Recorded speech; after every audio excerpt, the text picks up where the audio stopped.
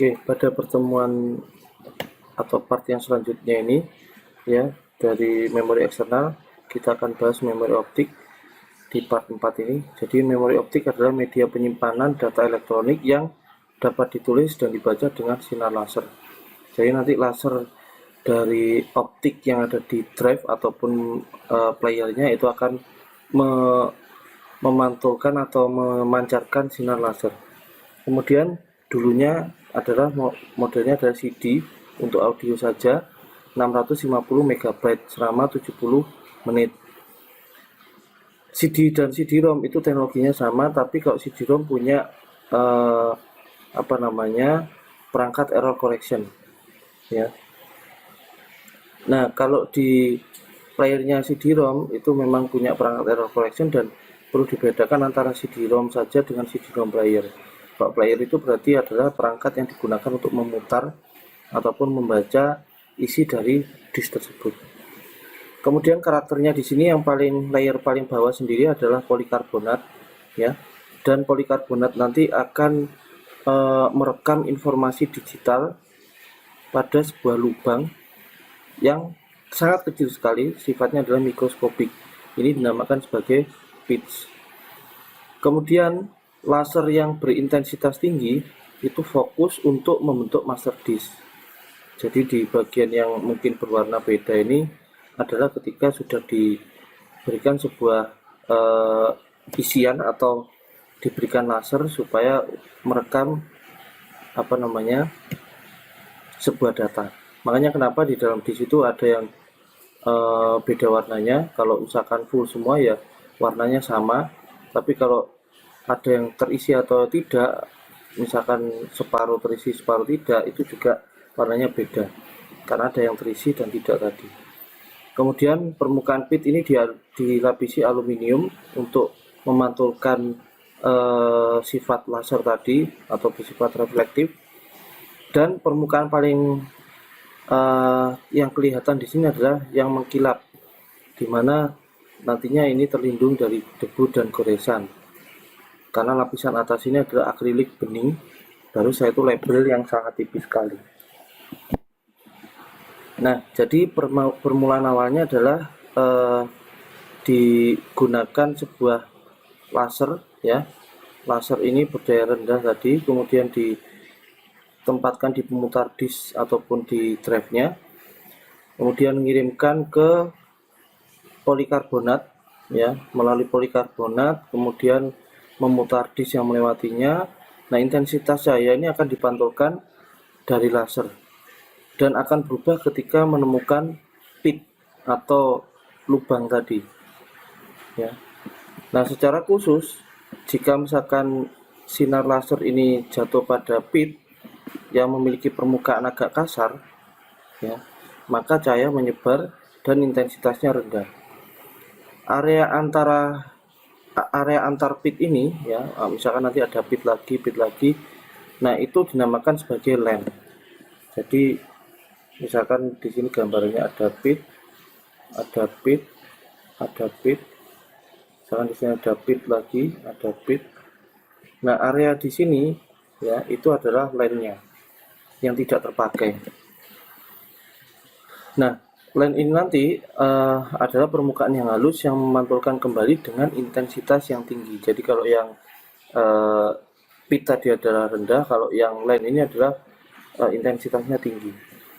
Perubahan antara pit dan LAN tadi ya itu diubah menjadi sinyal digital dideteksi oleh fotosensor. Jadi ada fotosensor untuk mendeteksi perubahan tersebut. Kemudian awal atau akhir lubang itu nanti akan diwakili oleh angka 1, namun jika tidak ada perubahan ketinggian yang terjadi maka 0. Nah, lubang-lubang tersebut akan dibaca oleh laser melalui sebuah konsep constant linear velocity yang sudah pernah kita bahas sebelumnya ya. Untuk apa? Untuk meningkatkan kapasitas. Kalau dulunya masih menggunakan CAV atau constant angular velocity, ini juga yang akan meningkatkan RPM atau rotation per menitnya atau putaran per menit pada disk tersebut untuk membaca ataupun menulis. Kemudian dari sisi format blok CD-nya, di sini ada format untuk sync ya, di mana dia bernilai 12 bit yang menandakan permulaan dari blok CD. Kemudian ada header yang mengidentifikasi alamat dan alamat bloknya dan mode pada ID tersebut. Ada mode 0 adalah blank data, mode 1 adalah 2048 byte plus error correction ya. Kemudian ada 2336 byte data. Nah, itu nanti akan mendefinisikan jenisnya atau modenya. Kemudian di sini data usernya adalah sebesar 2048 byte.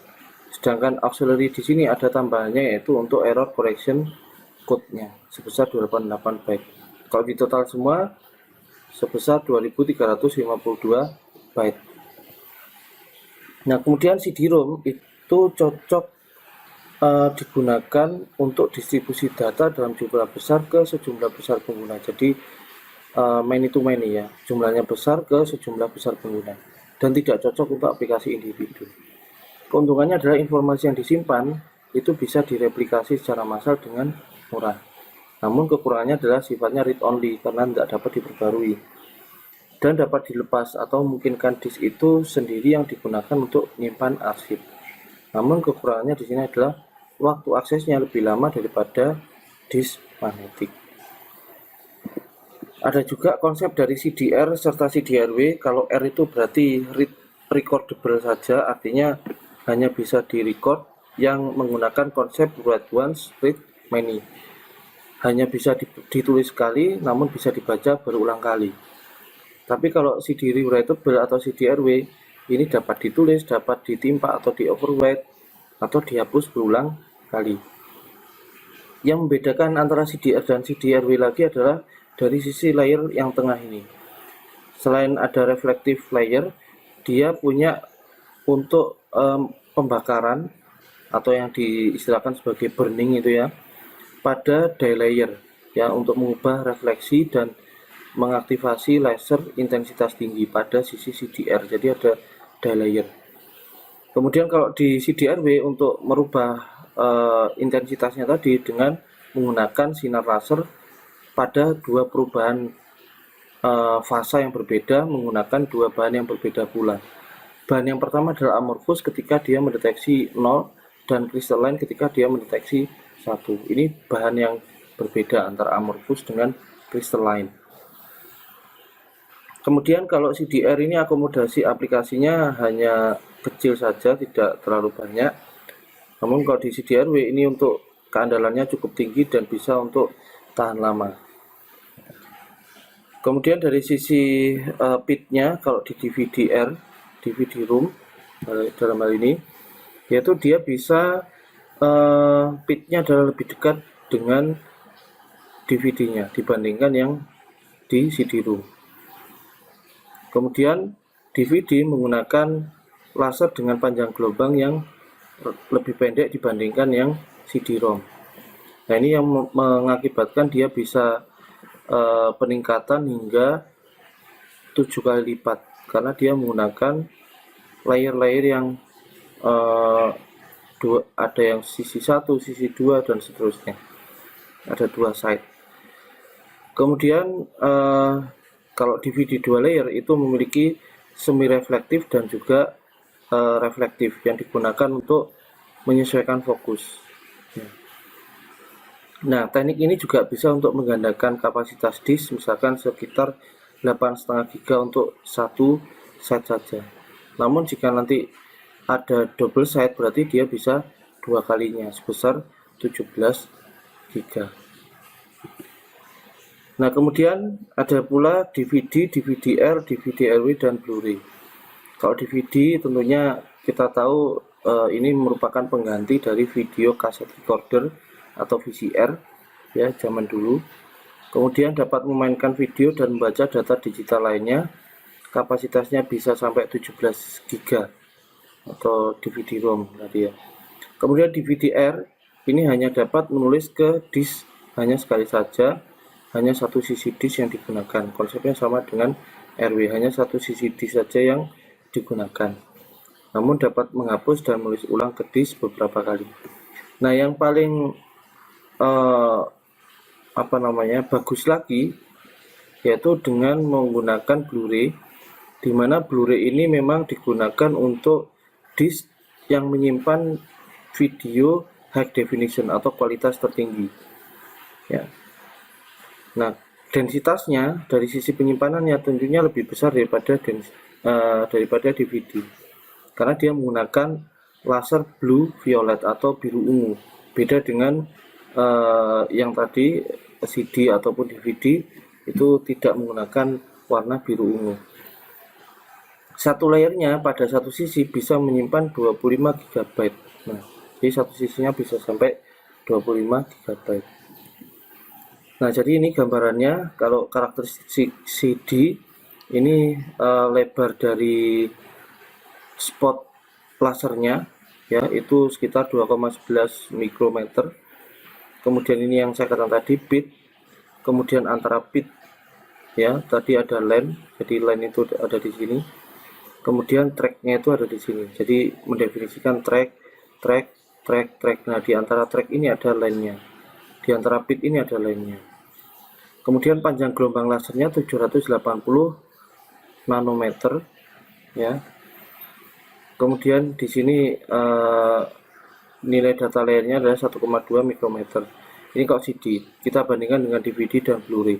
Blu-ray yang paling kecil dibandingkan yang lainnya. Bisa kita lihat dari sisi panjang gelombang, penyimpanan datanya, beam spotnya, kemudian lebar dari atau spot lasernya atau sinarnya yaitu paling kecil. Nah, kemudian yang terakhir adalah model pita magnetik. Kalau kalian tahu di bioskop mungkin ya, atau di kaset zaman tahun 90-an itu ada sebuah kaset yang menggunakan pita atau film roll kabel film itu yang menggunakan pita magnet ya. Jadi teknik membaca dan merekamnya sama seperti disk, tapi dia sifatnya adalah harus menyelesaikan dari atau sifatnya adalah ini modelnya, misalkan kita mau ke sini ya harus nunggu ini selesai ya. Tapi kalau disk kan bisa mencapai sini tanpa harus ke sini dulu, harus diselesaikan dulu prosesnya karena dia kan sifatnya adalah sekuensial, berurut. Kemudian medianya di sini adalah pita polyester fleksibel yang dilapisi bahan magnet yang terdiri dari partikel logam murni. Data disusun sebagai jumlah track paralel. Nah, ini tadi ya, memanjang. Kemudian sifatnya adalah serial recording, jadi urutan bit. Jadi kalau kita mau sini ya harus lewat sini dulu, diurutkan dulu. Nah, kalau dibaca dan ditulisnya dalam blok yang berdekatan disebut physical recording. Kalau dipisahkan oleh gap atau celah disebut sebagai inter-record gap. Nah, ini gambarannya, jadi gap-gapnya tadi ya. Misalkan gap antara track 1 dengan track 2 dengan track 0. Nah, teknik yang khas digunakan dalam serial tape ini dinamakan sebagai serpentine recording. Karena ketika data direkam ya dengan direction tertentu, maka rangkaian bit pertama akan direkam. Jadi rangkaian bit yang pertama akan direkam. Kemudian selanjutnya ke 1, kemudian kedua, bergantian seperti itu. Ketika di akhir pita atau di akhir pita magnetiknya, maka kepala atau headnya pita tadi diposisikan ulang untuk merekam track baru. Jadi diposisikan ulang, ini diposisikan ulang. Kemudian direkam lagi sampai seluruh panjangnya itu selesai. Ya. Namun dengan arah yang berlawanan. Makanya di sini gambarnya adalah berlawanan. Setelah ini selesai, ini headnya ke sini. Setelah ini selesai, headnya di sini dan seterusnya. Nah, untuk meningkatkan kecepatannya, maka head dari read dan write itu mampu menulis dan membaca dalam jumlah yang berdekatan secara bersamaan. Biasanya dari 2 hingga 8 track. ya, 2 hingga 8 track. Nah, tentunya data masih dibaca secara serial. Nah, kemudian mungkin ini LTO ini adalah salah satu pita magnetik yang sampai saat ini masih digunakan, meskipun mungkin kita anggap pita magnetik ini jarang sekali orang yang tahu, karena LTO ini adalah sebuah teknologi pita yang menggunakan sistem cartridge dan sampai sekarang masih populer. Biasanya di perusahaan-perusahaan seperti perbankan ya, data center ataupun cloud itu masih menggunakan model pita. Kenapa? Karena dia bisa berinvestasi dengan cukup tinggi di awal, biaya operasionalnya cukup murah karena playernya yang cukup mahal di sini ya. Kalau untuk perusahaan biasanya playernya mahal, namun untuk perangkat ininya, ini playernya, ini disknya, ini cukup murah ya.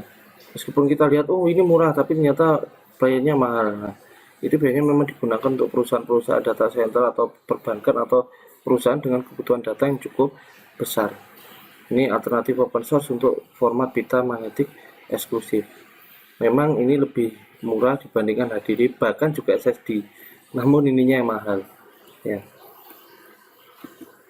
Jadi ini generasi-generasi LTO nya sampai saat ini pun masih ada ya, 2020. Mungkin bisa jadi LTO 9 atau LTO 10 ya. Oke, terima kasih. Sekian dari saya Ramadhani Primananda untuk materi memori eksternal pada mata kuliah AOK. Semoga bermanfaat. Wassalamualaikum warahmatullahi wabarakatuh.